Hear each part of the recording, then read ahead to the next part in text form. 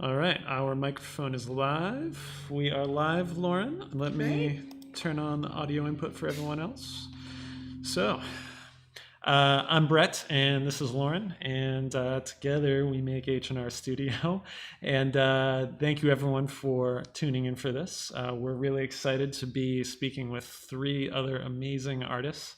And I'm running most of the tech stuff, so before we get going, I just want to say, if you have any issues hearing us, if there's any issues that should come up, let me know through the chat bar in YouTube, and I will do my best to take care of it. We will be taking questions, and we'll be we might not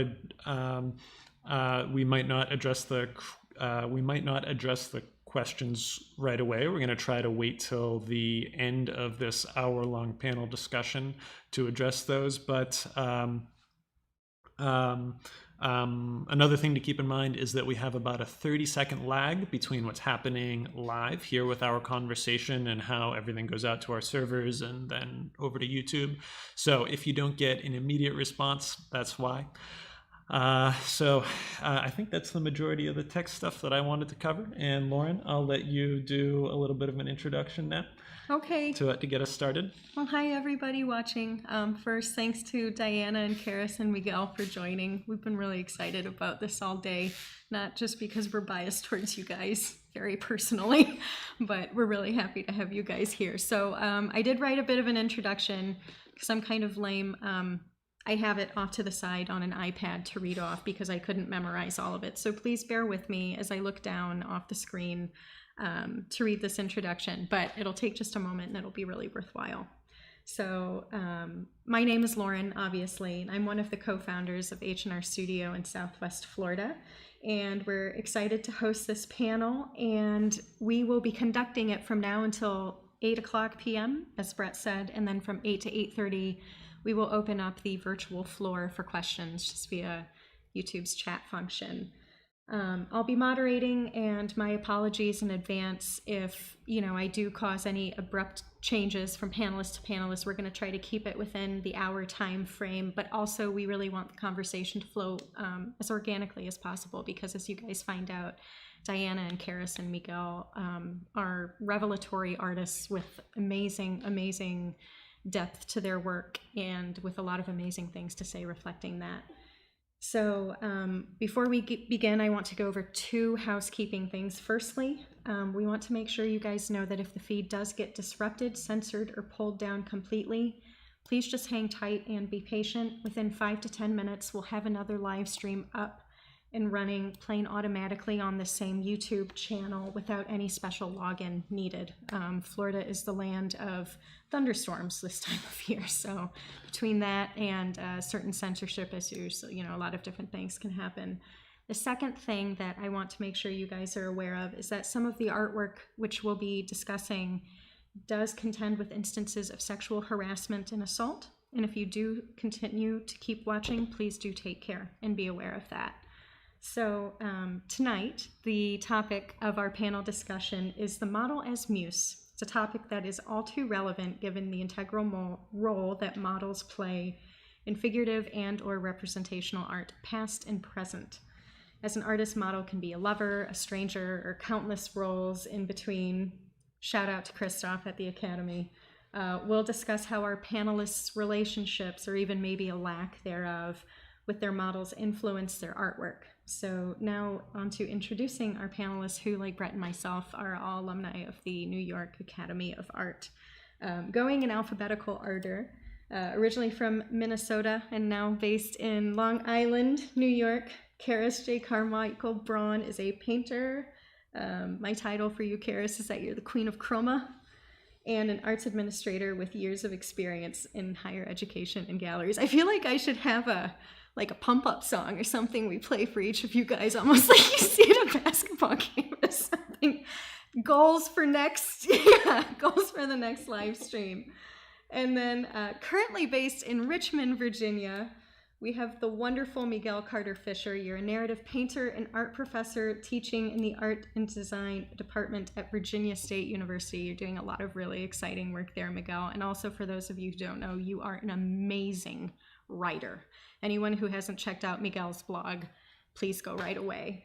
And last but certainly not least, originally from New York and now based in Petaluma, California, Diana Corvelle is a painter and an art professor at the College of San Mateo in Northern California, and you make the most exquisite gouache paintings, and again, we really, your work runs the gamut for anything we really wanted to discuss tonight. So we have three amazing people here, three amazing artists, three amazing human beings. We're obviously not excited. And for those of you guys watching, if you want to learn more about our panelists and see their work, links to their websites are in the description for this live stream. So you can get to that right away and check them out further. So again, I'm kind of excited to hear what you guys have to say. And I'm excited enough, my earbuds falling out. I'm that tittery. My like $7 Walmart earbuds, very high quality stuff. So I want the questions to not be that many in quantity, and also kind of open-ended so that you guys really have room to just speak as much as you want about whatever you want within your work. Also, for both our panelists and you guys watching at home, we are going to be bringing up images of everyone's work as we have them here on our end for the broadcasting software. Charis, Diana, Miguel, please don't hesitate to just tell us which one to put, like just give us directions and we'll do what we can. So that being said, I guess we'll start counterclockwise on our screen. So Diana, we'll start with you. Regarding your models and subjects, how is their identity integral to your artwork? What are they within your artwork, or how do they shape it?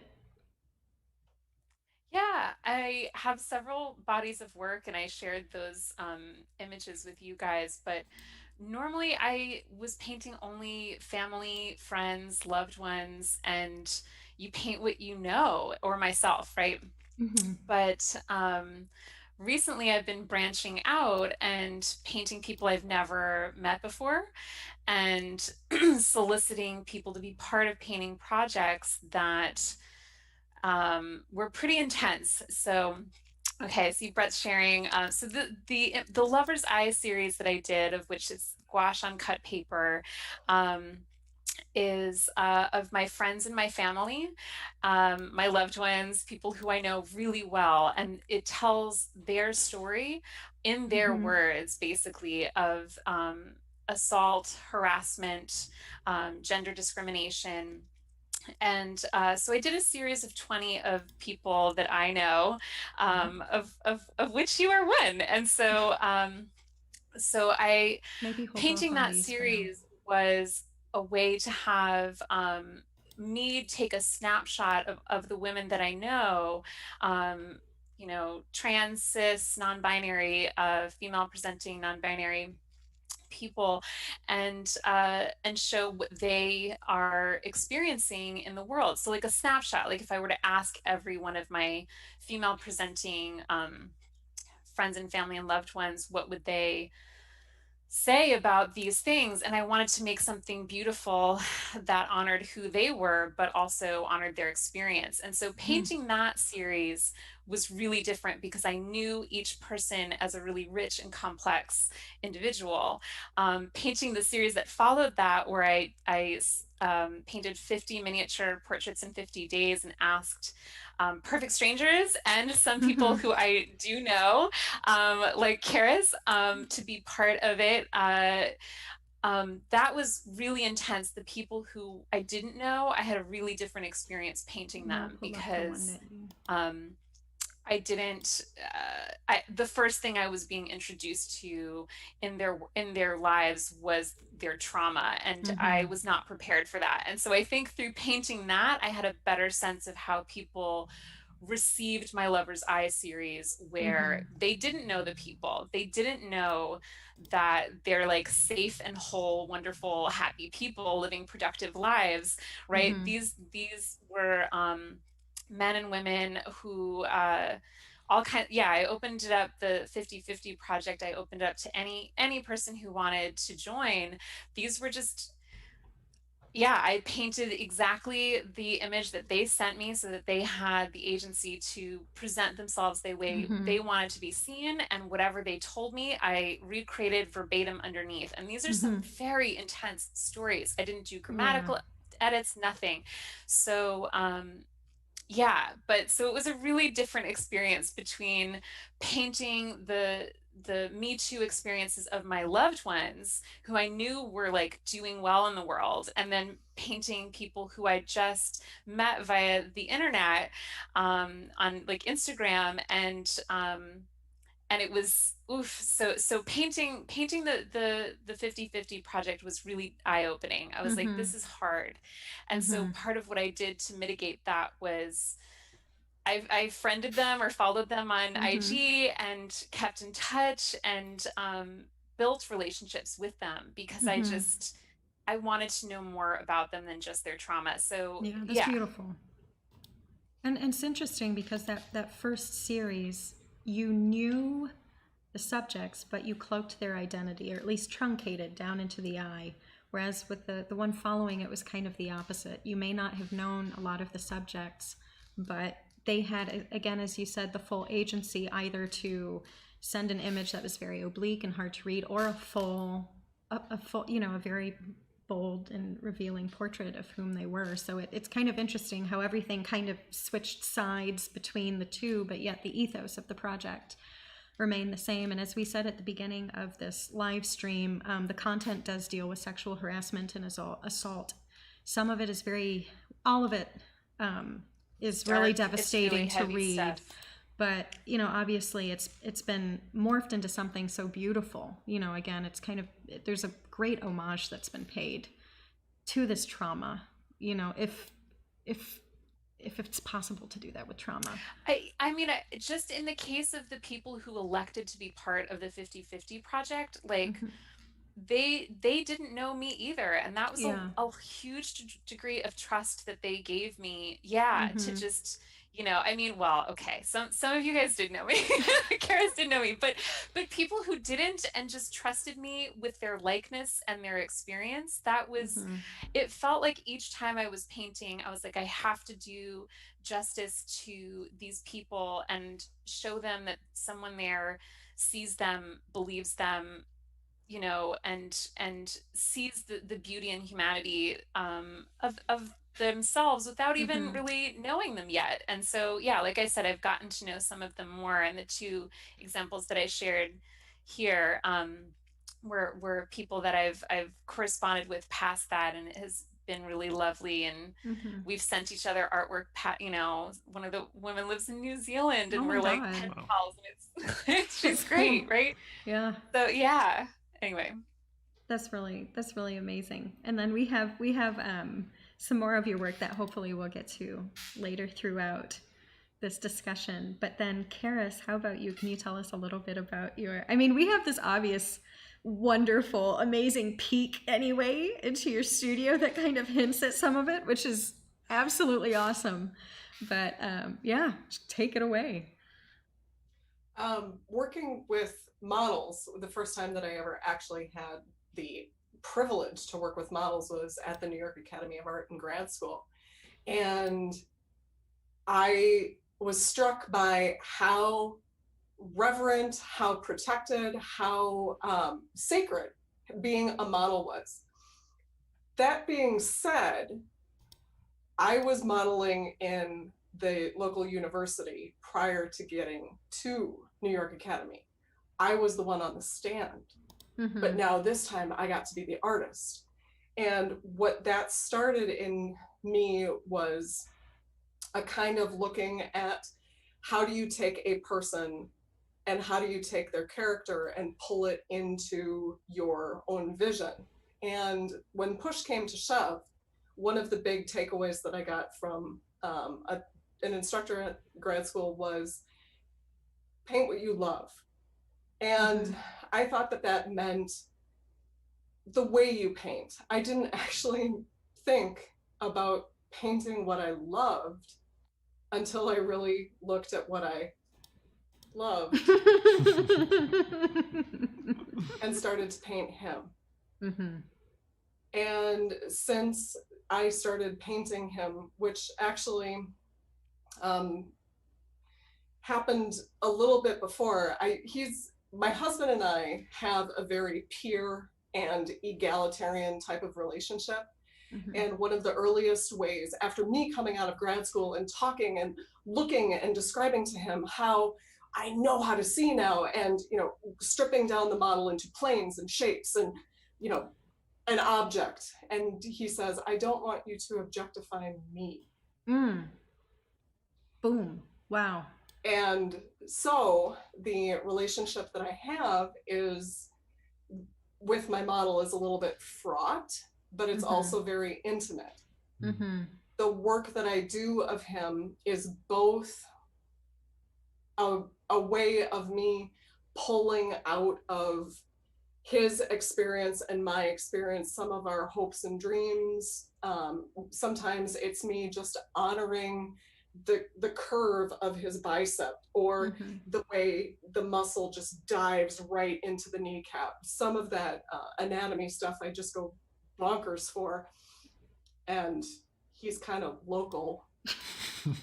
So yeah, but you're also amazing at using color to denote form and changes, and like you draw with color, Charis. It's amazing. It's really amazing. So thank you. It's interesting to see how our relationship has grown, both in our marriage and also in my practice. Because with him acquiescing, with him allowing me to work with him, then what he does is he still reserves, as you said, Lauren, autonomy. There are things that I can't do, and there are things that I can do. And sometimes it's important that we have a conversation about what it is I would like to get across. And sometimes we fight like badgers about it. But he's always stood with me. He's always stood behind me. And most of the time for the photos, he's always stood in front of the lens. That's awesome. And the badger metaphor was great. You are a great writer too. And not just with the badger metaphor, but again, I mean, all three of you guys are phenomenal writers. So we're very lucky in that tonight, you know, we have you guys speaking, because you guys, you know, you have a visual language, but you're also great with language itself. So I think that really adds a lot. It's just, you know, talent all around. Obviously, I don't geek out waiting for these kinds of panels to happen at all. I'm not excited at all. So if Daryl is watching, he definitely knows. Hi to Daryl if he's watching. But yeah, it's been really amazing to see and having met Andrew on a few occasions, you know, meeting the Muse in person has been really, really rewarding. And so now Miguel, I actually don't know as much about your recent work as I know about Diana and Charis's. So, and I've seen a lot of your academic work that you post online, because again, you're such a prolific instructor also, you know, that you do for your students and everything, and as part of your teaching curriculum. So your dynamics with models seem so fascinating, because you're around a lot of models whom you use to work from, but then you're creating artwork, personal work, which seems to be so intimate also. So it seems like you really encompass that full spectrum between maybe not really knowing your models too well, but still having a connection with them by virtue of depicting them, and then also really almost to the point of it being heartbreaking, know your models as your subjects.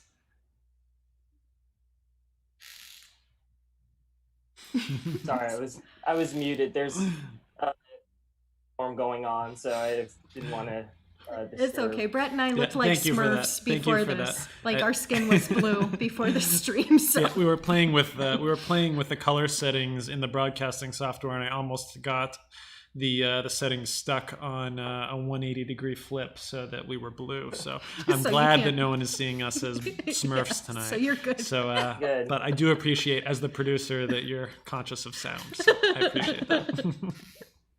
Well, yeah. So I guess as far as working with models goes, between my academic work and my personal work, I guess for me it is kind of two extremely different dynamics. First I'll speak, I guess, to the academic work, and then I'll speak to the personal work. The academic work and stuff, like I run an open figure drawing group at VCU. I've taught figure drawing at like a couple universities and stuff. So I've had to work with a ton of models in the region, and with that, you just kind of have to develop kind of a professionalism, and I don't know, I guess it's maybe going to New York Academy and stuff like that is I was already kind of used to that dynamic.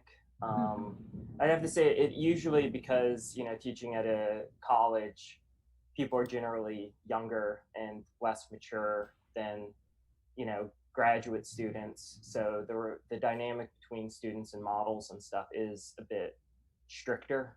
And we have had, issues with people behaving inappropriately and stuff. And I find that with the issue of working with models, I find that working with other artists and working with students and is a much bigger challenge than actually working with the models. As far and and then in those cases, as far as models go, what I'm looking for is diversity of race, body type. I try to avoid projecting this idea that there's one way people are or one way that people are supposed to be. So diversity is hugely important to me when teaching and when running open draw groups and stuff. But in my own personal work, a lot of that is derived from memory. And I kind of get into this strange space where I'm kind of painting the present and painting the past simultaneously, or the model I'm working with is simultaneously themselves, but also sort of a stand-in, maybe for somebody else that I knew 15 years ago or something like that. Like I'm actually currently working on a painting that is a reconstruction of a memory from when I was 18 years old.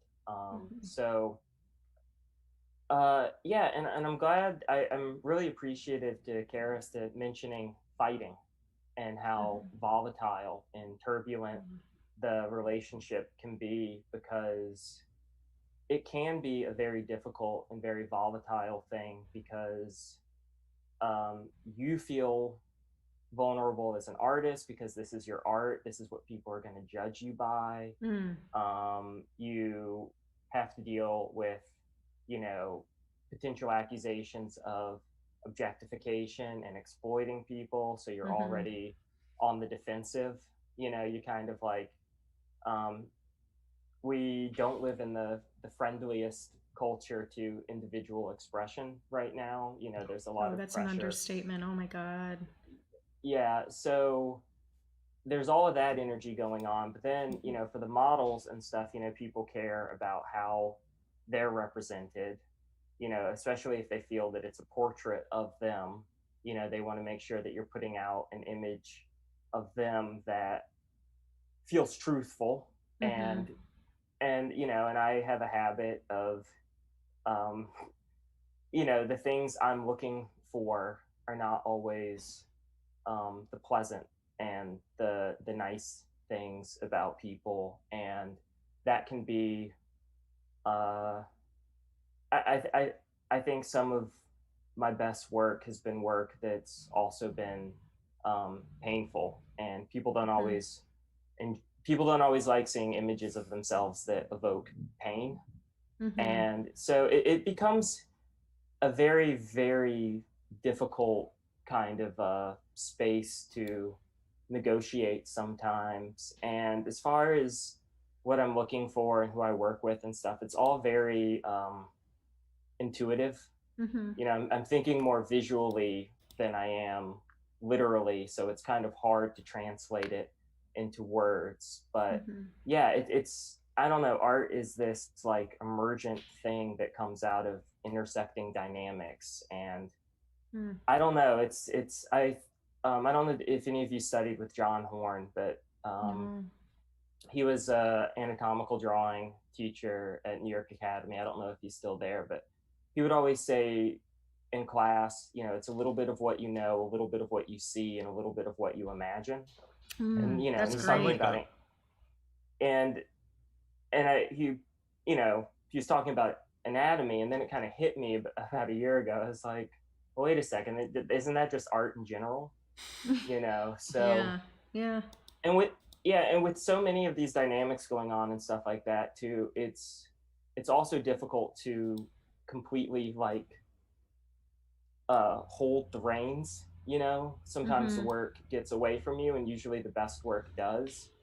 Um, so that's another thing too, is how do you contend with feelings of responsibility for the kind of images you're putting out in the world, and is the thing you're compelled to do the thing that you feel you should do? And so it's all a big mess. Yeah, but it's really interesting what you mentioned, Miguel, because again, there's this duality between an internal process and an external responsibility or perception, or there's one conversation that goes on within the work, and then there's another conversation that goes on outside the work. And it's hard to feel that you can have control over either, but definitely there's one that you can maybe predict a little bit more.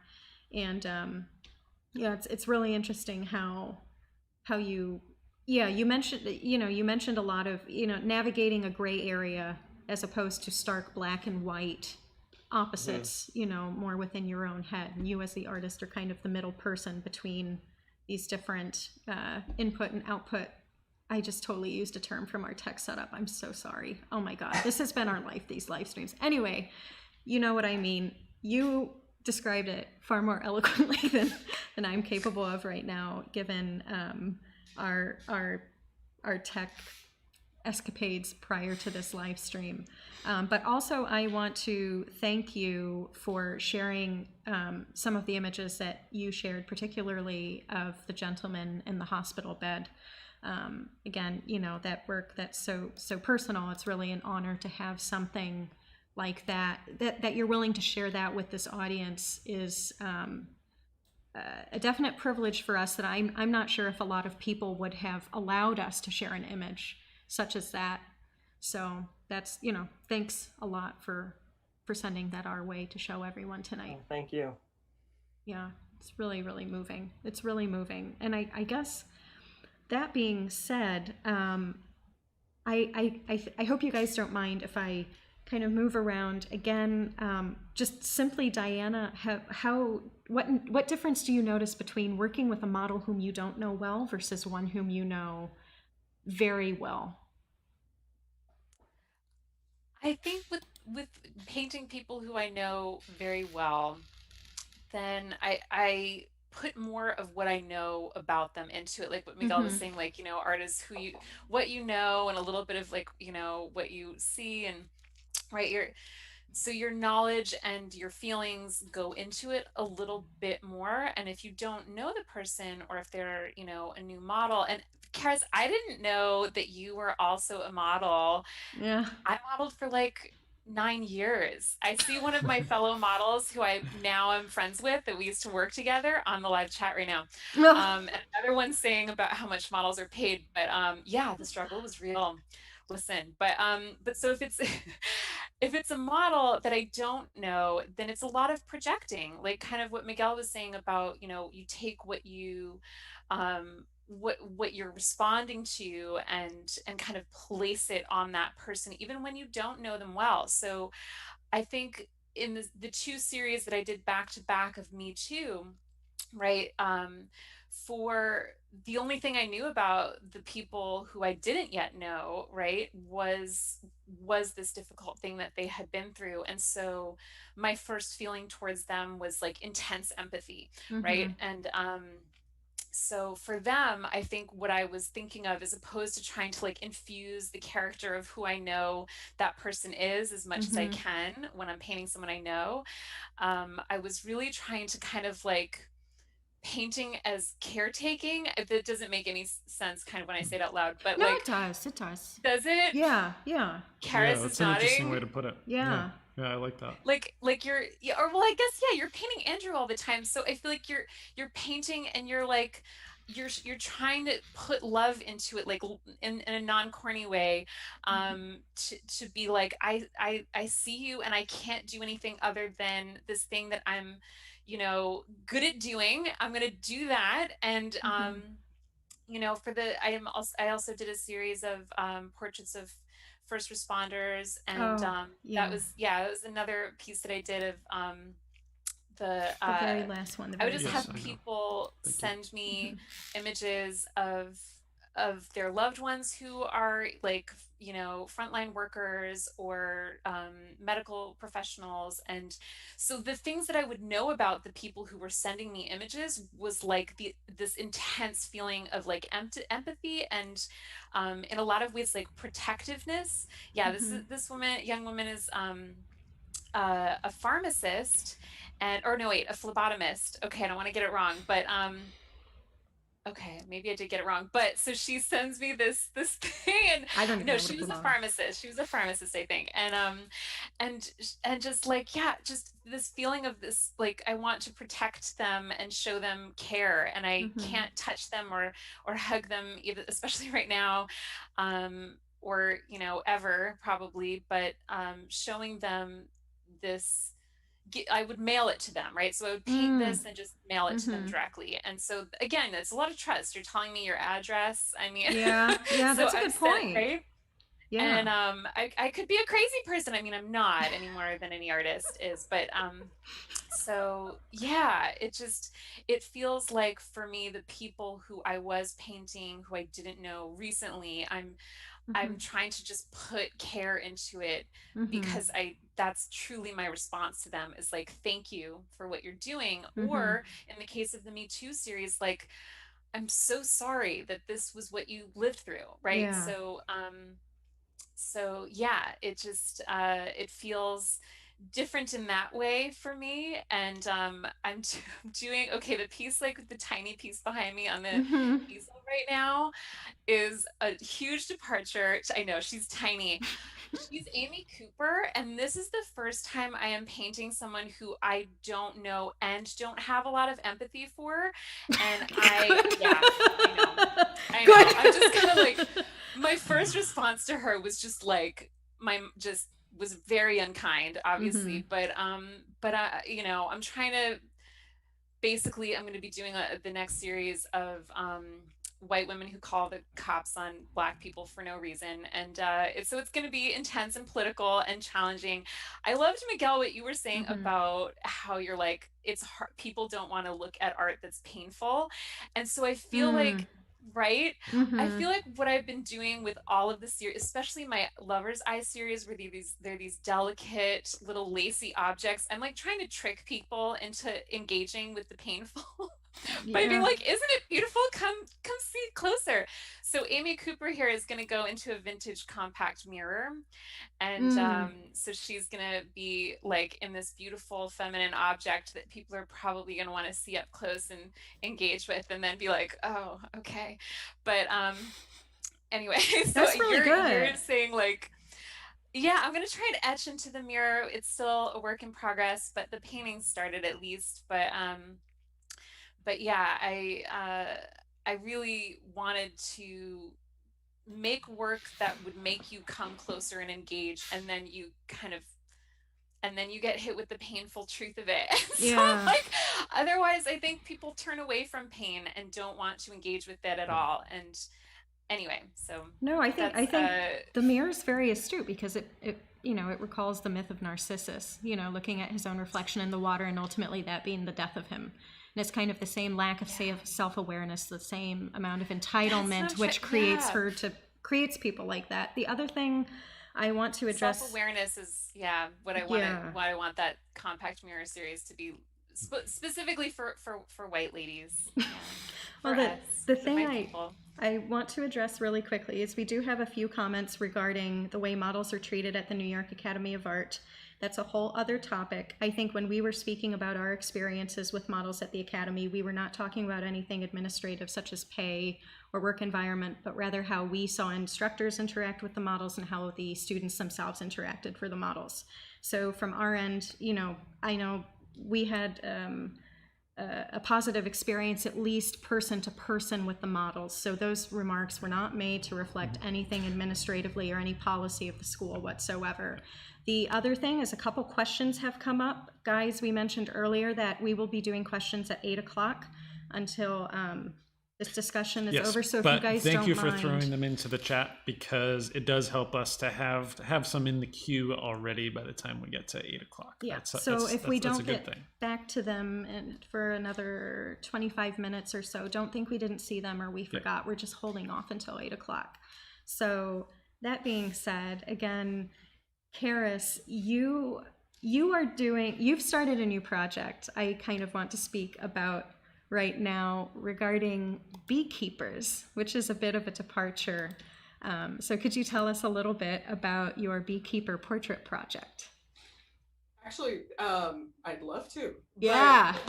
But both Miguel and Diana are providing delicious segue to roll into this. Yeah. Fantastic. So Miguel, you had mentioned the idea of doing something that you are compelled to versus something that you should do, and the idea of taking a person's likeness and presenting them in a way that they would like to be seen. This is actually what the Beekeeper Portrait Project is about. I'll give a short description of it. My husband is a beekeeper, and I wanted to do a project here on Long Island that would draw a bit more light to pollinators, to look at how integral and how woven together we are, not only as people, but also as inhabitants and caretakers of the earth. And my husband suggested, why don't you do portraits of beekeepers? So I joined the Long Island Beekeeping Club, and what I have done, and you can see in this slide, these are all digital sketches because they're not paintings yet. These are my reference photos that are blurred out. I asked participants of the Long Island Beekeeping Club if they would nominate either someone that they wanted to see a portrait made of, or they would nominate themselves. And then my conversations with them are, how would you like the world to see you as a beekeeper? Is there something in your history that has made your beekeeping more vibrant? Is there something that you want people to definitely know about how you have a relationship? And it's been fascinating. There are beekeepers from every background, every economic level, every geography, every ethnicity. There are anybody, like you might have a beekeeper in your backyard. Well, I hope you have a beekeeper in your, maybe your neighbor's backyard, but if you haven't done beekeeping yet, it's pretty cool. I've always wanted to. And so the one that you first saw with the kind of green background and then the yellow grasses, this is actually a beekeeper, and I'm so excited about this particular portrait. What I do is I contact them. They either nominate themselves or someone else nominates them. I say, would you like to be a part of this project? They say yes. And then I ask them to tell me a little bit about their story. This particular woman, she didn't know how she wanted to be physically represented. Like, well, what do I wear? What do I do? Where do I sit? How do I da-da-da-da? But what she does do is she takes care of swarms. When a bee colony swarms, they are at their most vulnerable state. They are defenseless. They have no protection. And she said that she went on my website, she saw pictures of my husband that I had painted, and she wanted me to take the reference photos of her in the nude, in her most vulnerable state, as a signifier for how swarms should be perceived. Not as hostile, not as dangerous, but as soft and vulnerable. Wow. So, at least I get to do one nude. But geez, what a metaphor. Yeah, that sounds like you really found a perfect subject for that painting. I'm really happy for you, because that sounds like the ideal creative exchange between a model and an artist. Someone who recognizes the power and the virtue that artist has, and is trusting to give themselves over to how you are going to portray them. That's really a powerful relationship that seems like you guys are developing. Man. And that's, Miguel, that's exactly what you said. There is a vulnerability, there is a trust between you and your model, and I hope I do the beekeepers proud. So I have a responsibility now with 12 paintings of them that I need to do well for them. And this is an initiative that you started totally on your own. That's amazing. How cool, Charis. But it was actually it was awarded the Huntington through the Huntington Arts Council. It's a decentralization grant project, and so I submitted the idea to the Huntington Arts Council, which is my local arts council, and the New York NISCA.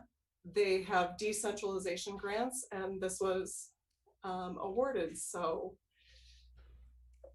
Charis, that's awesome. That's awesome. That's really awesome. That's amazing that you were willing to spearhead something and came up with this beautiful original idea, and then got quite a nice bit of recognition for it. It's really amazing. So you have 12 paintings you're doing. Yes, and I'm not showing them yet because they're halfway in the works. But I am planning to exhibit them in February 2021 in Suffolk County, Long Island. Awesome. So anybody watching out on Long Island, February 2021, Charis has an awesome mailing list, so you can sign up for that on our website, and I'm sure that will let everybody know where and when and all the details. So how do you think it's going to take you right up until February, or Sorry, I spit a little bit. No, I'm a slow painter too. Okay, so I'm a slow painter. You're a slow painter. Diana, I'm guessing we're I was doing those portraits, 50 portraits in 50 days. So I know that they're like an inch and a half by an inch and a half, but like I was proud of myself that I could do that. That was fast for me. Miguel, are you a fast, or I actually know nothing about whether or not you're a fast or slow painter.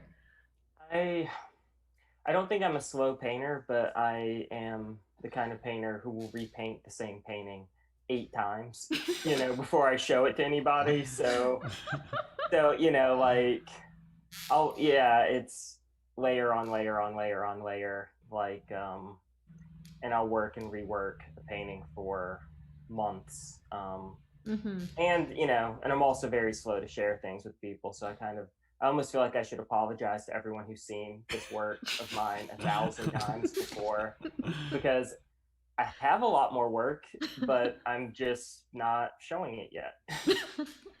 And now, Miguel, for you, you talked about this really interesting crux between what we see, what we know, and what we imagine. Is that right?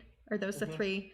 Okay, so when it comes down to selecting your subjects, and they are people whom you know personally, you spoke a little bit about memory, but we saw a couple pieces that were just, there were 2 portraits, one of a young woman with her head kind of arcing back, and then there was another one of a young woman, that one there, and then there was one of a young woman walking down a street outside in profile.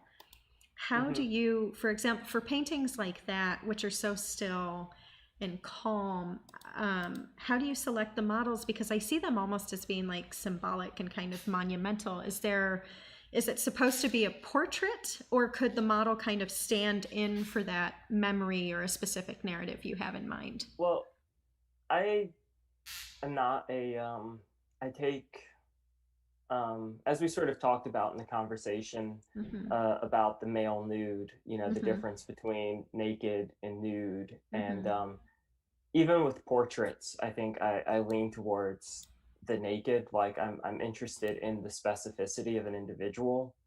And I kind of I try to reach, I guess, more universal feelings through specificity, as opposed to, I guess, sort of abstracting things into a language of like symbolic representations. Like I'm very, in my own work, very kind of anti symbolism. So, you know, and in those cases,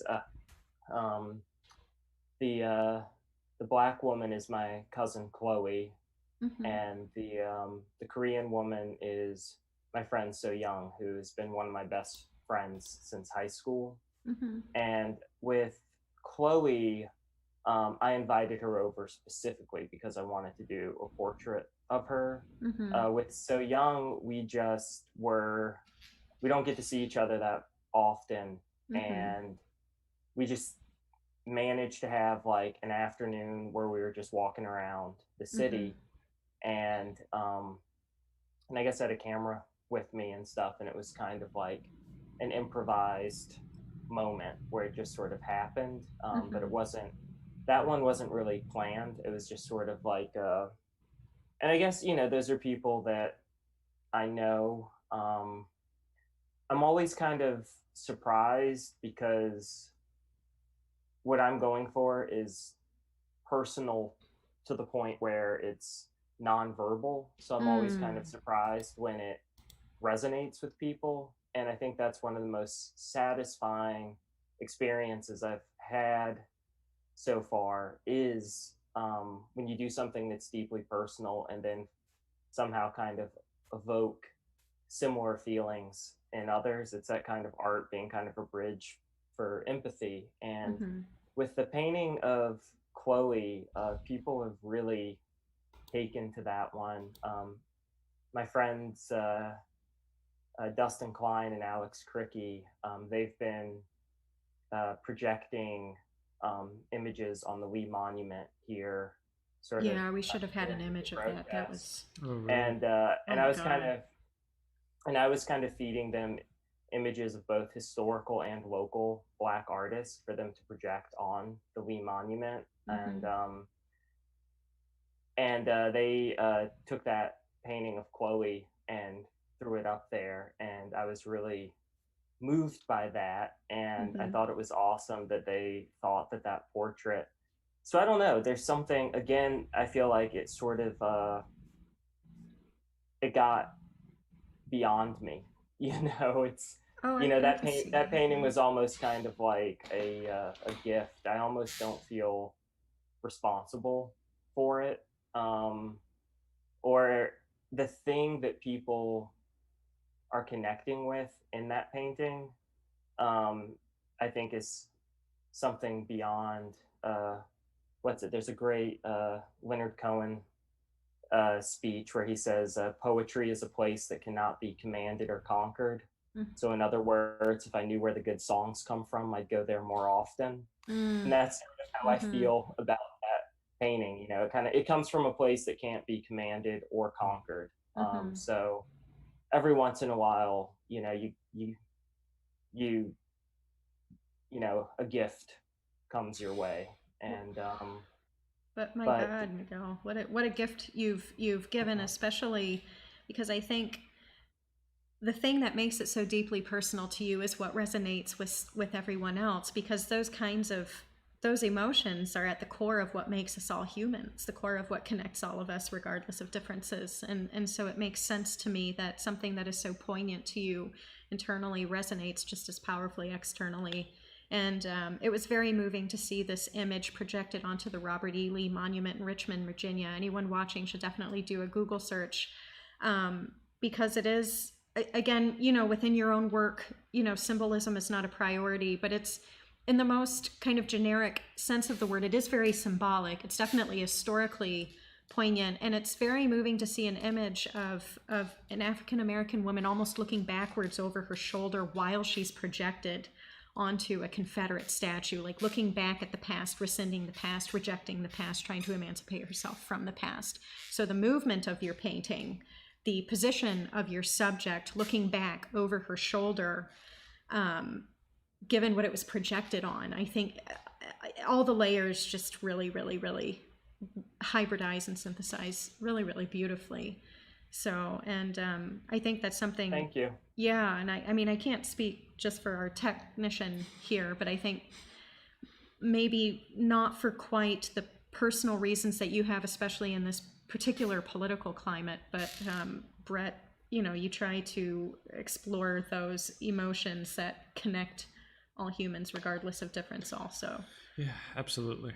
I mean, yeah, and I think it's really interesting that you're trying to remove, any bit of, symbolism. I think that just, getting to those, just getting to the root of humanity by, trying to remove all of those things really allows people to project whatever they want to onto the work and to connect with it in a much different way. I agree with you that oftentimes symbolism can often become a little bit of a barrier if the context in which the work is seen changes over time, and I think less is more in that sense, and I have a real extreme admiration for what you're doing with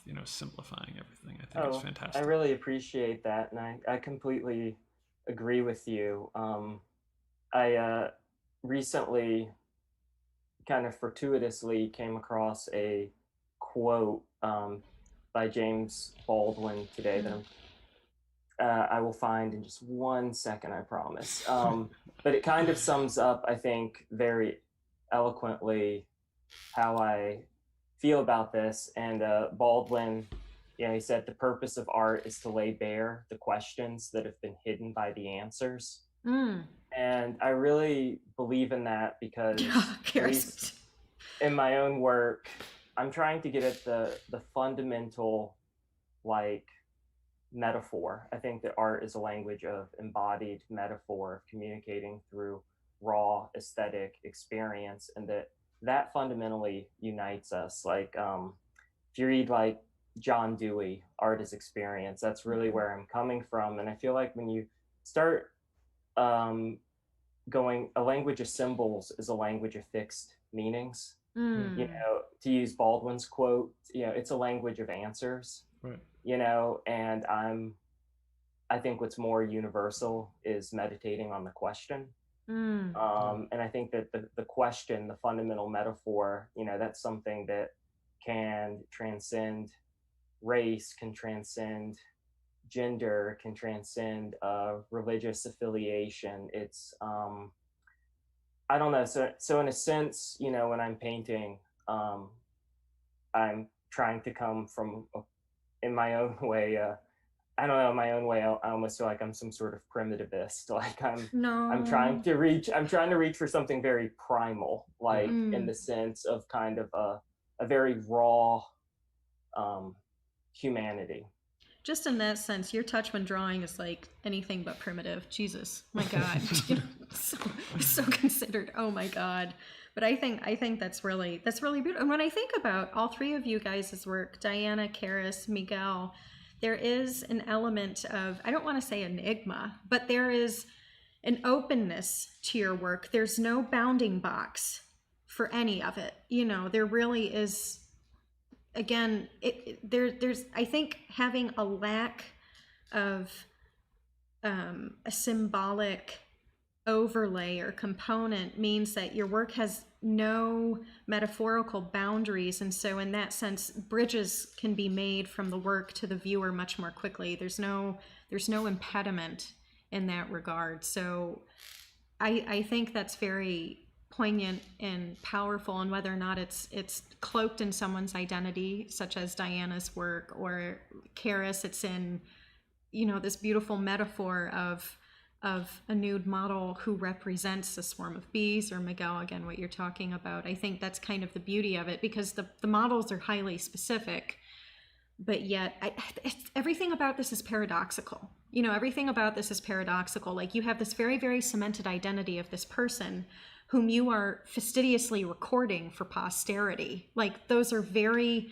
you know, those are very definitive things. But then the way you guys portray your subjects is such that there's just a kind of a limitless ebb and flow outside the edges of the piece that can just kind of reach. It's just, there's just something really, it's refreshing and poignant and needed right now. I think that connection, you know, particularly right now, people really, I think to see another face, even to empathize with another human being, is really, really important, more than ever, you know.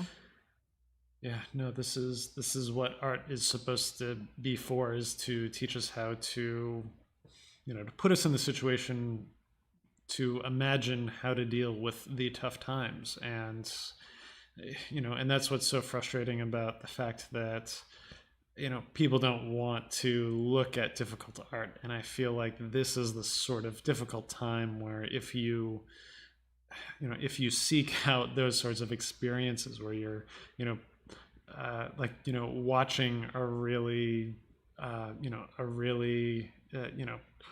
troubling film, you know, looking at a really, you know, distraught piece of artwork, like, you know, this is what kind of prepares you to be, you know, the good person when it is tough. Because it's easy to be a good person when times are easy, but it is very tough to be, you know, the good person, the big person when, you know, when things are not going well. And you know, I feel like that's, you know, that's the place of art, is to teach us those things. Mm-hmm. The other thing I would like to do, if you guys don't mind, before we open up the floor to questions, is, Diana, we have one more image of yours we have not shown that I would like to bring up, because this one is a little different than both of your other series which you spoke about, and your work is so gorgeous. I don't want to like waste an image you've sent. You know, I want everyone to see everything you've sent us. So could you just take a moment just to speak about this piece which we have up? It's Dave before and after. So yeah, so that's my now husband, and this was my graduate thesis project. So I know. So I love this piece. I will never sell this piece. It was done many a moon ago, but it was painting it that I realized I was in love with him. And um I was in a committed lesbian relationship at the time, and so all signs pointed to he was just my friend. But when he said he wanted to get a nose job, I got really upset because I love his face the way it is. And so I got really like, I have to document this. So I'll just do a portrait of him before he does this to his face, and then after. And as I was painting it, I've painted, like you guys, like all of you, I have made so many portraits over the years, like countless. And it was like he could see me through the piece. It was wild. Yeah. Charis, you feel that? Did you have a similar experience painting? Andrew, we need to. No, I love that you say that, because the thing the unspeakable, the link between, and when you find, or in your case discovered, the love that you had, and it rolls through it stroke after stroke after stroke after line, and you build that into the work, and you can see that in this portrait of Dave. I love it. That is so sweet. Yeah, I mean, it's him, and I just never, I did not realize that I had feelings for him until I started painting it. I should have been like, why are you making your thesis painting about your friend's nose job? But it is more than that. It's how I realized. And so I did the butterflies because transformation. So it's cut paper, so the butterflies' wings fold out. And so obviously I had to do it in two stages, where he posed once before and once after, and I like to ask people, like, can you guess which one is before and after? And everyone always gets it wrong. So but I mean, his face is beautiful then and now, but it was how I realized that he was my person. And not that my past relationship was not real, but yeah, he's my person, and I'm very happy to be quarantined with him. Yeah. Miguel, have you had a similar experience? With like painting romantic partners, or maybe realizing just how much you cared about someone through.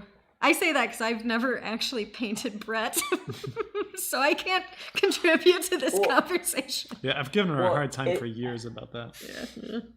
Well, it's funny because with the whole vulnerability thing is I've found that, like, and this is probably just something I need to work out with myself, is there's like a like kind of a Goldilocks zone of vulnerability where if I don't really know the person, or if even worse, if I don't like them, I can't work with them at all. Like I have to really like somebody to want to draw or paint them. But then I have found when it's somebody that I am like, not just like, oh, I find this person attractive or, something like that, but like if it's somebody like my wife who I am like real love, you end up kind of, at least I do, the empathy almost kind of gets in the way because I feel so much of their vulnerability that I sometimes find it emotionally and kind of physically painful for them, just kind of as coming from a place of just kind of empathy. And so I've found for me, there's a certain degree of closeness that, if I'm honest with myself, I've avoided, and that's self-portraits, and it's pictures of, like I painted Christine before we started dating, when we were just friends and we were getting to know each other. And at that point where I liked her, I don't think she liked me yet. But it was like, but that was like a safe space where it was kind of like comfortable to do a portrait. And then after the feelings really kind of start to build up and there's like an actual real connection with the person, I find that I personally kind of wrestle with the vulnerability in myself. But maybe that's something I need to get over in order for my work to move forward. No, like, I think it's part of the truth. I am of your doing work. Yeah, I am doing a life, like, or close to life size painting of her in her wedding dress. And again, it's this sort of synthesis of observation and memory, because the setting of the painting is a daydream that I had while listening to the piece of music that we chose to be the music she walked down the aisle in and stuff. So it's this weird, again, kind of imagination, kind of synthesis with direct observation. And because, I mean, isn't that where we really live our lives anyways, is somewhere between the dreams and reality? Yeah. No, that makes me think of like, the reality about, like, what our memory is, that memories are so malleable. So that's really interesting, the idea of painting your wife in her wedding dress in this sort of, imagined reality, because I've been interested in that lately, just how, you really, we think of our memories as being these really fixed things, but they really can evolve and change, and that's an interesting that's an interesting project to kind of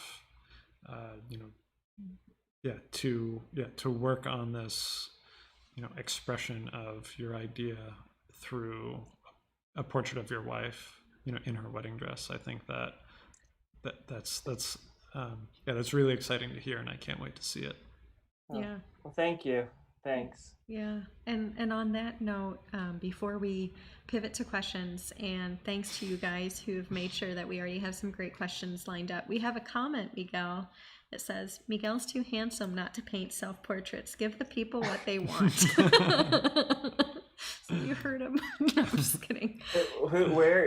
Who said that? Matt Morello. Oh, Oh my god. And yeah, we've gotten a lot of really great comments throughout this live stream so far, actually. So Brett's literally pointing out for me the first question that we have. So what I'm going to do is I'm going to ask a question, and then you guys figure out who answers it, who responds to it first. That way it stays a little more open-ended and gives you guys autonomy over the answer. The first question comes from Red Braun, and he asks, this is a good question. Brett, can you scroll back up, please? Going up. Thanks. There you go. Does the model or muse's opinion of your work or piece affect the work, and then should it? I would love it if not me would take this question. Not you. I mean, I'm hoping that they like it. I feel like Charis's response of like, I want them to feel honored by this. I would be heartbroken if one of my pieces that I made was something they didn't love. But also maybe, Charis, you can speak to the many portraits people made of you when you were a model that were amazing, and maybe you didn't co-sign. Because I have a few of those in my memory. For me, I think I don't know. I mean, it's great. I hope the model likes the results, but I find that for me, it's the more pressing issue is if they respect the process, and it, and the fact that like I will work and rework things over and over again, and that it is this sort of like synthesis of things and stuff. Like, I think that's why artists oftentimes make excellent models. And when models are kind of pushy or don't really seem to understand, or kind of interject their opinions, like in the process, coming from a place of not understanding. Sometimes, I don't know. That's just my own temper. That's true. I think as an artist model, I would have opinions about a piece, but I would not be like busting them out for any reason, because you're right. It like you want them to be able to do their work. You want the artist to be able to do the work. But yeah, I would really be sad, since I'm doing portraits like most of the time. I would be sad if someone was like, oh, that doesn't look like me. I would be gutted. Well, you never have that problem, Diana, because the likenesses are really, really, really, really like boom, and it's especially, again, we have the link in the description of this video for Diana's website, The Lover's Eyes, the series. It's amazing. The individualism, the morphology that you see just in each, and you'd think an eye, like, oh, it's a little sphere within the sphere of the eye socket, blah, blah, blah. But these are like hyper individualized, and it's really pretty amazing. Charis, do you have any final thoughts on this question? There's a principle in this question, which, when I was growing up with my sister was an interior designer, and I always leaned toward artist, and our creativity, the two of us would often work together in some way. Like I would pick up what she couldn't do graphically or illustratively, and she would pick up and direct me and teach me how to envision pattern and form and space and things like that. But we butted heads, absolutely butted heads, when she says it is the client that you need to please. And I said, no, you're going to the artist for what they can do. And this is something I think we've all kind of touched on in this conversation, especially when you are painting a specific person Mm-hmm. or when they are a model. The difference between a portrait and a person and a model and a muse. For each of us, we've identified that there is some middle wiggly ground to it. And I think personally that the best artwork gets made in that wiggly ground. Yeah. So respecting the person's opinion, I like to take that into context, and especially lean more toward respecting how they would like to see themselves when I'm working in portrait mode. But when I am working in muse mode, a lot of it is just coming out. Well, I would just like to add something to foreshadow here. The same individual, Red Braun, happened to ask the question, a big question: what do you see as the difference between a model and a muse? So, Charis, you were starting to touch on that already. However, Crazy Liger did have a question that was piggybacking off of Red Braun's initial question that we were just answering.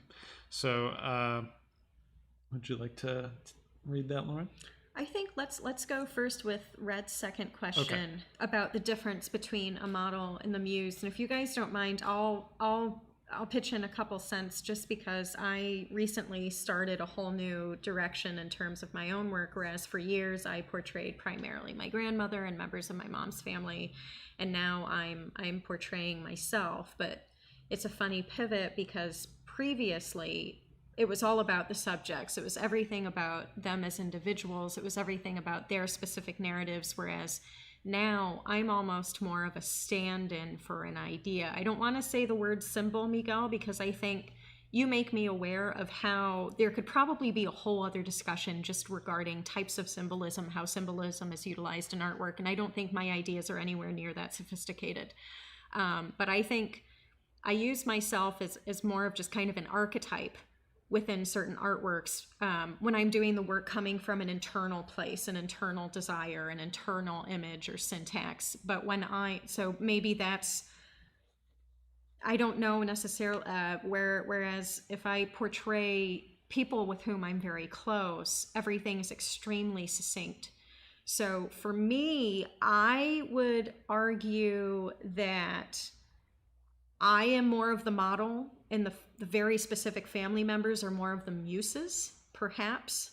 I would say maybe the model has more of an ambiguous role, whereas the muse is much more, it has more of a focused identity. I don't know, what do you guys think? Because that, I could see that definition as to whether or not one entity or another is a model of a muse, kind of going either way. Yeah, I think what you're saying about how you're going to embody these different archetypal things, right? That's muse, right? If you're saying this one person contains all of these facets, or this one portrait is going to give me the breadth of, you know, what I want to be saying. I think that's muse territory, and model territory is, you know, you're really looking to be more specific to that person. Charis, Miguel, what do you guys think? How would you answer Red's question? I mean, I almost never use the word muse. And I guess I haven't really thought along those terms. Not because, I mean, there's been people I've worked with where they, for me, do, I thought that was beautifully put, you know, that they embody all of those different things kind of encompassing in one. And I've worked with people who do that for me and do that for my work and stuff, but I feel like, you know, people's idea of a muse would be like an ongoing, continuous, you know, relationship that gets explored, which is, you know, it's not something I've ever had. I don't think people, maybe in a culture where painting is more like revered, or like maybe when you're, you know, models were modeling because they felt like they were in the service of something great, you know. But I've never I don't think I've with an exception, I was going to say, I don't think I've ever worked with a model that sees eye to eye in that sense, but there is a man I work with very often that I just did a large nude of that was kind of this synthesis of, it was a piece inspired by a Michelangelo figure, but it kind of like warped, became more and more him as we worked together. And like I said, I never use the word muse, but I feel like he is as dedicated to modeling for me as I am to the painting. And so there is this kind of evolving, like we worked on the same painting for nearly, like it was like 1 to 2 years. Oh, wow. Wow. And stuff. So I guess that, yeah, I mean, it's such a, I wish there were more models out there who loved painting that much, but most of the time I think they're unaware of most people I think are unaware of the things that make them remarkable in and of themselves. And I don't think they're thinking about art as often as they're thinking about, like, when can I get my $60 and get the hell out of here, Yeah, no comments on what that model pays, please. Again, that's an administrative issue and not reflective of certain attitudes or what's going on with this conversation. And the next question we have that's come up is we've kind of touched on the answers a bit already, but it's crazy like, or I hope I said that right, piggybacking off of Red Braun's original question. Does what you know of the person themselves affect the work? In parentheses, are they an awesome person, someone you find odious? Miguel, you already threw it out there. If it's someone you don't like, you just don't.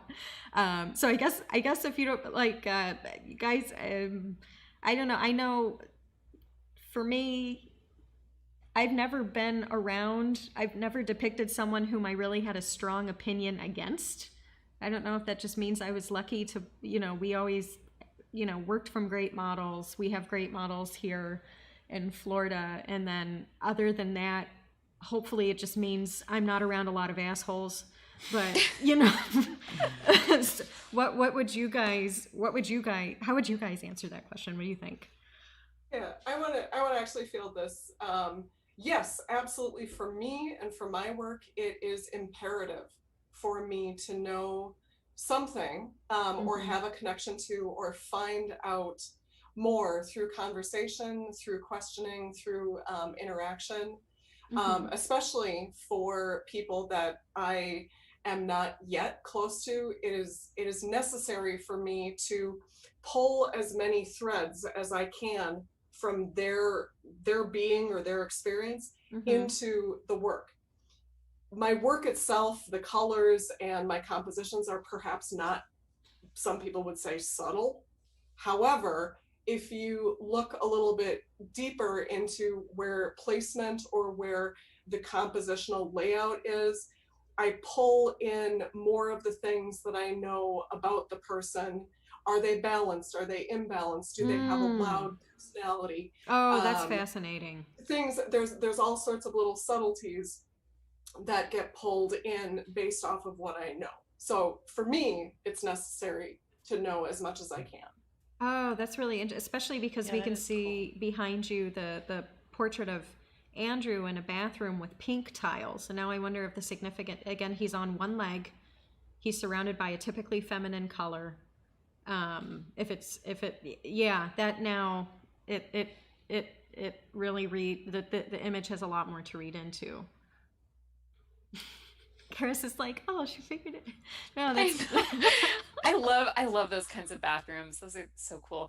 I just started this portrait of Amy back here today, and what I was noticing, because again, all I know is that she called the cops on the bird watcher in Central Park, and that's basically all I know. I don't know her personally, obviously, and and what I'm noticing is that I'm focusing more on her body language because I'm doing like just a still from the phone Mm. footage shot from her, calling the police. And it's what's wild to me that I'm noticing is that, you know, at first I didn't notice these things, was like she's standing in this like relaxed contrapposto. Her face has a little bit of like, she seems relaxed in both her body and her face. And here she, you know, and we know the transcript from the phone call is Mm-hmm. like, I am being threatened, you know, I'm being attacked or whatever. And her body, like she's so just at ease in this, in the physicality of this. And so uh, so obviously not being attacked at the Mm-hmm. moment, like at all. And so I don't know if I'm going to find empathy for her through painting, because normally that is what I do. I paint someone and I feel a connection with them. And this is the first time I'm on purpose going to be painting people that I don't know and am not particularly predisposed to like or have empathy for. And Mm-hmm. so I'm noticing more things about just their physical characteristics, and in this case it seems really at odds with what we know her from. Mm-hmm. It's kind of like when an actor has to play a villain a little bit.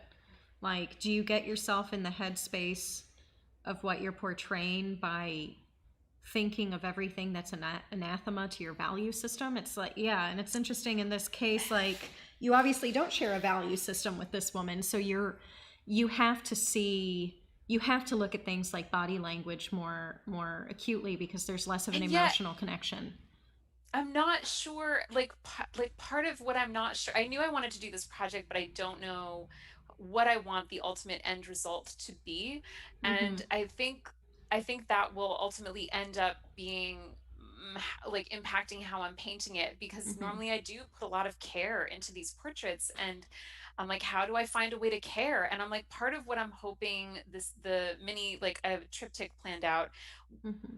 series would be, is like convincing people to look at themselves and change hearts and minds, right?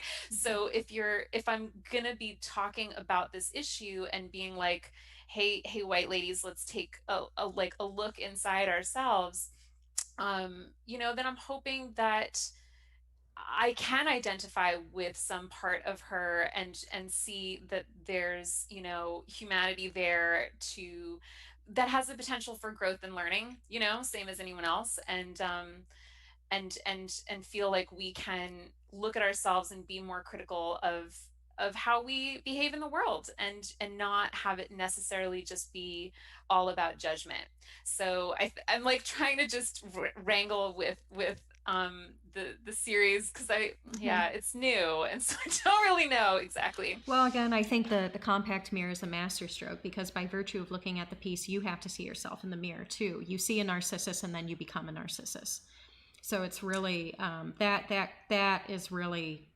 I think now you're gonna have, you know, when you're done, please send pictures so we can all see this. And we have a comment or two iterating that same sentiment. So now, Miguel, you had mentioned earlier again that if you don't like someone, it's just hard. Do you have any other thoughts to answer this question? Um, could you repeat the question? Just so I know. There's Yeah. been so much said and there's so much I could respond to. I want to make sure I'm on topic. Um. Uh. It's up. I think I'm sorry. higher. Crazy light. Sorry, There we guys. go. We I'm got a sorry. lot of we got a lot of screens. Okay. Does what you know of the person themselves affect the work? In parentheses, Okay. are they an awesome person, someone you find odious?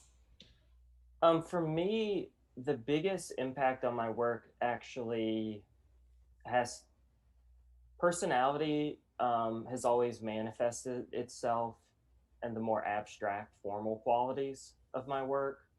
You know, whether it's a big painting or a small painting, Mm. whether it's done more in pasto or whether it's done with lots of glazes. I feel like, and especially in color, you know, Mm. I tend sort of towards limited palettes, but Mm-hmm.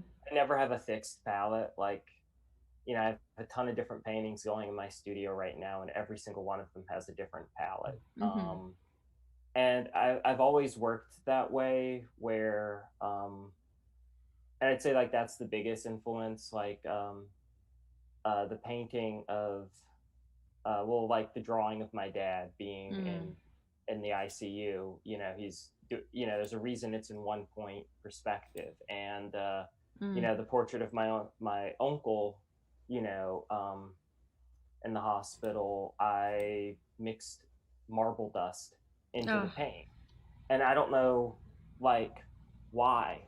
Why does my relationship with my uncle at the end of his life compel me to use marble dust? Like, you know, I don't know, but I just know that when I made that mark, that I looked at it and I was like, this is truth.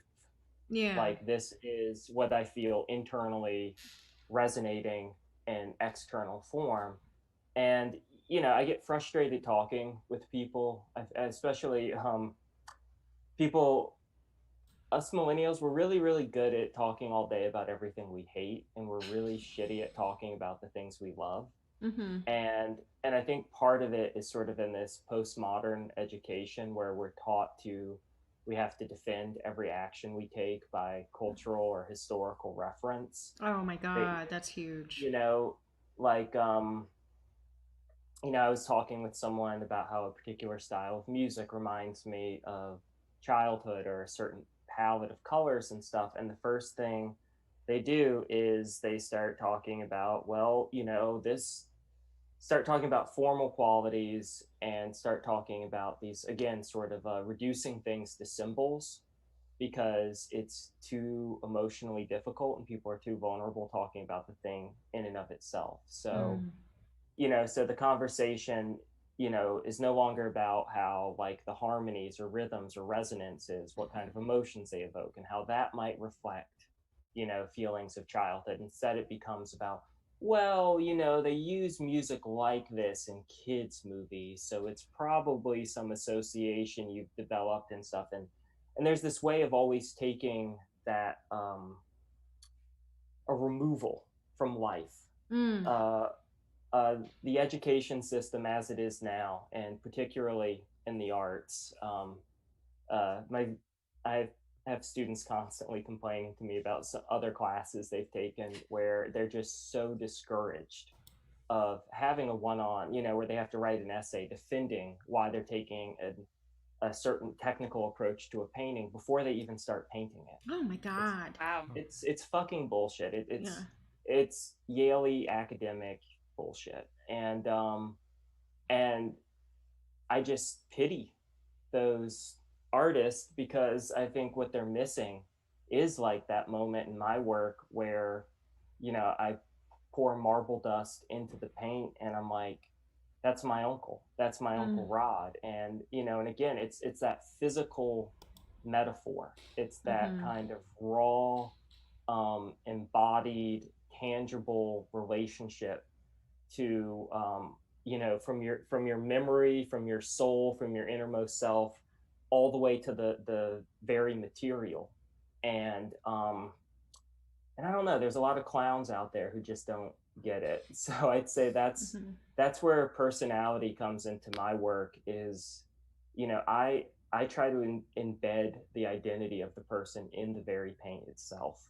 And that's what makes your work so resoundingly human. And that's why I feel bad for people who have that super, super postmodern attitude, because they're missing out on that humanity. They're missing out on the inherent beauty or riveting pain of intuition, which makes us human. And I think if you make your work into a construed cerebral thing, then it's something kind of mechanical. And again, it explains why that kind of work does not resonate with a thinking audience, and not like necessarily a stringently academically thinking audience, but just an astute audience, versus your work where I think anybody could see that image of your Uncle Rob and just like cry. You know, it elicits something really deep. And again, it goes back to what you were saying about, your work being more primitive, you know, like on a really, really deep intrinsic biological level, we feel these things, you know, and that's what you're cutting to the chase of. Yeah, it's this kind of academic approach of everything having to be a symbol, or things affirming themselves by affiliation to other things. You know, it means that you're working your way into a cage where you can only cultivate meaning in your work by terms that have been decided for you by the greater culture. You know, and so you become somebody who just cut and paste content that has other people have already decided is important, rather than doing the important work of figuring those things out for yourself and inhabiting your own being. I think not enough said is for solitude, and I think our culture should. I think we should, a lot of growth could come from giving people more space to live in themselves. Mm. I like that. Damn, no kidding. No, yeah, I think that's Wow. true. Yeah, finding the space to live in your own skin and have honest reactions to things without, being too caught up in overthinking the meaning of everything that you're doing. You need to have that separation, and without that separation, I don't know who really would even be capable of, being. I mean, it might happen, for some people, but I feel, the majority of us, need that separation to, honestly react in a situation, and it might not be for years. It might not be, until years into the future that you fully understand what it was that you were reacting to and what it was that was coming out. And that's the that's, I think, what it takes to really be an artist, is to allow yourself to let those things happen. And Yeah. I think a lot of us don't know what we're doing at the moment, but you have to just trust your instincts and let it out. Yeah, I don't know what I'm doing most of the time. I usually like, if I usually know what a painting is about, like, as I'm finishing it, Right. And I want to keep it that way. Yeah. Now we're a little after 8:30, but if you guys don't mind, we have 3 really great questions left. So let's see. Let me make sure I can count. Yeah, 3 that I can see. I think I'm gonna start first with 2 that kind of tie together from John Jameson, another guy we know. So Brett, can you scroll all the way to the bottom, please? Yes. Okay. So I think John's second question, leads into the first question. So he begins with, as figurative artists, how do you balance in your work your subject as a whole person, people you know in your lives, versus your subject as a part of your paintings? And then he continues on to say, for example, do you ever feel like you've provided a limited aspect of their personality? Or do you feel like the role your model fills within your paintings extends beyond your relationships in life? Oh. I mean, okay, for my Lover's Eye series, I knew that I wanted to give like one specific parameter. Actually, for that, all of the Me Too ones that I did, I was like, this is the parameter, right? So hopefully what you see is, when you engage with it, you see an eye looking back at you with a lot of humanity, but you're only really engaging with this one aspect of their lived experience, right? So hopefully you can look at that series and say, there's a whole person behind this work that I know and know a lot more about than one like crappy story, or crappy experience. Wrong word, but like, like, than one awful experience. And and so hopefully you can see the individuality of each person, the humanity of each person in the painted part, whereas I'm framing how you're going to be experiencing the work through the lens of, you know, look at this person, but also this is what this person has lived through. Mm-hmm. Mm-hmm. So hopefully it's a little of both. Yeah, Charis, what do you think? That's a great question, John. And I do think about that. I've thought about that for a long time because the family that I come from, my grandfather was born in 1880. So there's a long range of thinking that comes through my family. We spend a lot of time in our heads. And I kind of want to indirectly answer your question by saying I'm looking at the long game. I'm looking at the whole story of when I first painted my husband to when I cannot lift a paintbrush anymore. Every picture that I am painting of my husband, of my sister, of my father, of anyone who gets to be on the wall, and I have the privilege of giving them form through my eyes, I know that there's whatever is in the bounds of that canvas is going to walk and embody its own story. That being said, I am also conscious of referencing and pulling threads into where I was 20 years ago and where I would like to be 20 years from now. And those things are still wrapped and twisted into the painting. And so it's my hope that while each painting itself would be able to give an aspect of every subject's personality or of their life as it's been seen through my eyes, I also want them to drive toward the bigger story of how everything fits together.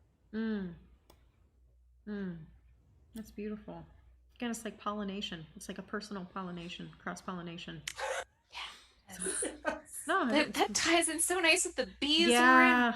Well, no, I mean, I see, you know, the themes traveling from one body of work to the other, which is what makes the pieces yours, Charis. It's really, you know, it's wonderful when you see those overarching. It's like you see your value system on display. It's amazing. And again, that's something very vulnerable. Now, Miguel, how would you? Because I know you probably know John better than any of us. You guys were. I think we were studio mates at the academy. He was actually a groomsman in my wedding. We're like, oh really? So yeah, John and I are super tight, and John's amazing, and everybody should go look up his work. But yeah, to answer his question, like I really feel stumped.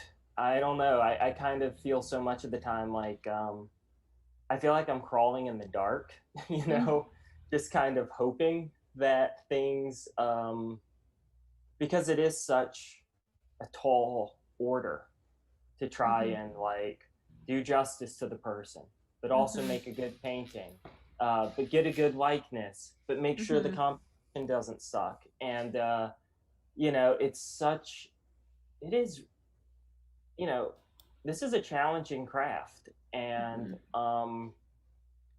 I think I feel like I'm just sort of like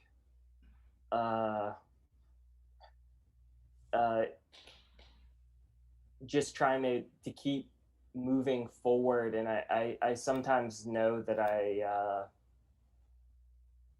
don't really have the you know, sometimes I wish I was like had the bird's eye view of where I was going and how my work measures up against all of these demands. But to be like completely honest, most of the time I feel like I'm crawling in the dark.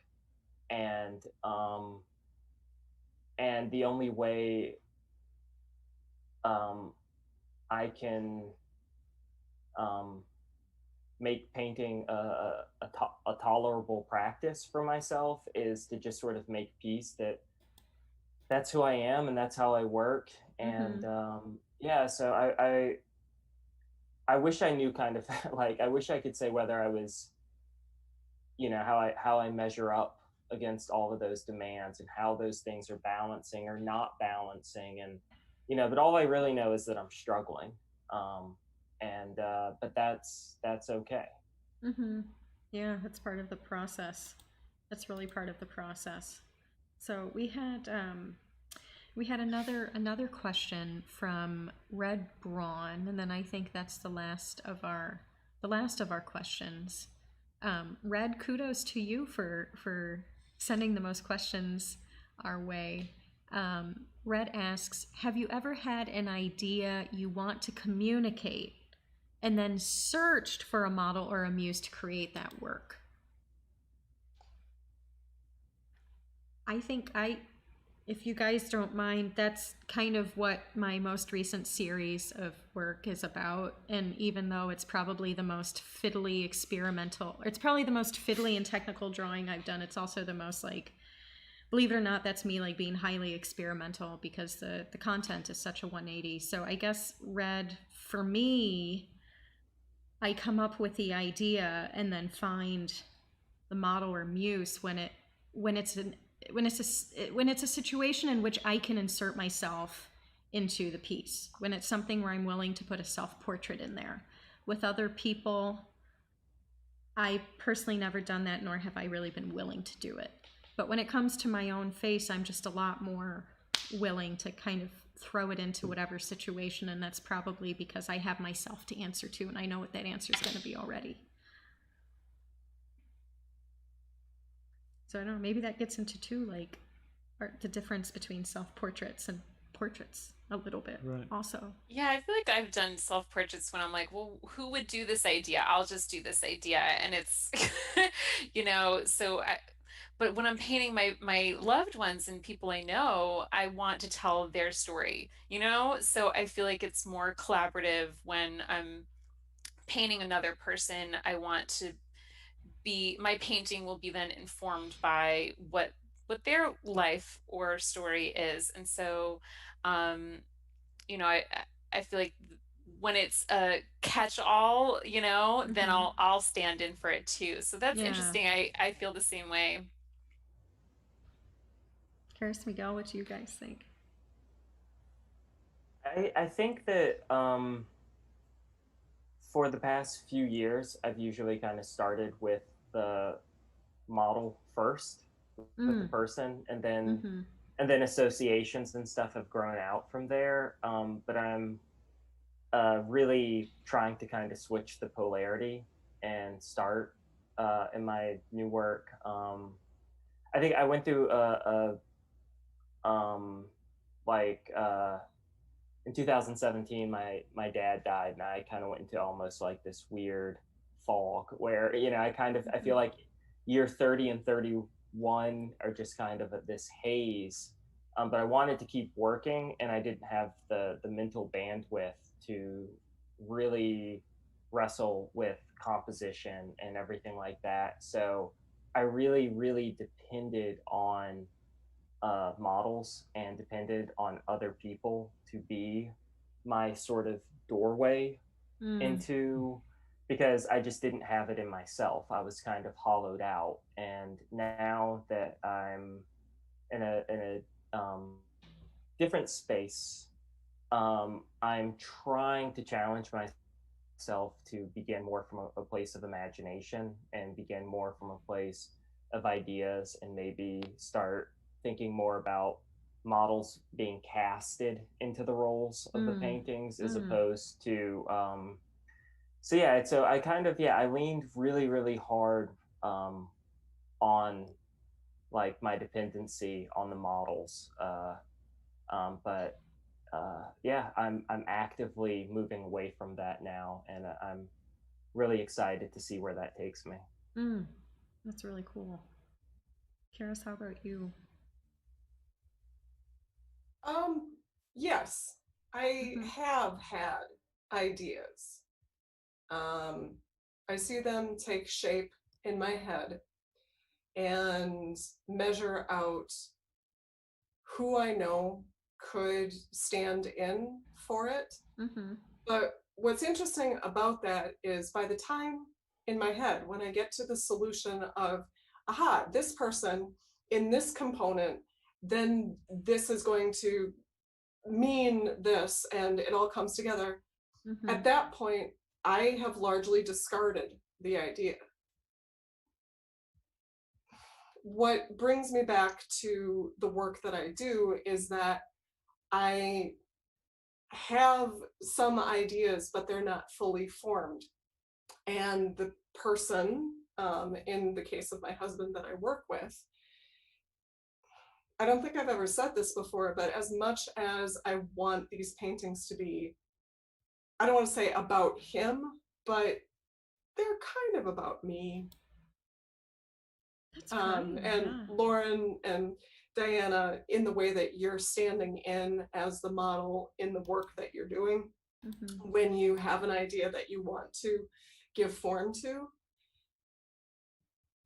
I'm using my husband's body to do that. Mm-hmm. And so it's kind of difficult to see where I stop and where he begins, or when this contrasting idea with this, where these two separate, Oh my God, because that's amazing. somewhere in that mix is an idea that I'm pursuing and probably will pursue until I can't anymore, because it's so fertile. It's so fertile that I want to keep growing with it. Oh my God, that's fascinating. That's I think fascinating. he's your muse, Charis. Yeah. Yeah. Oh, that's awesome. That's really awesome.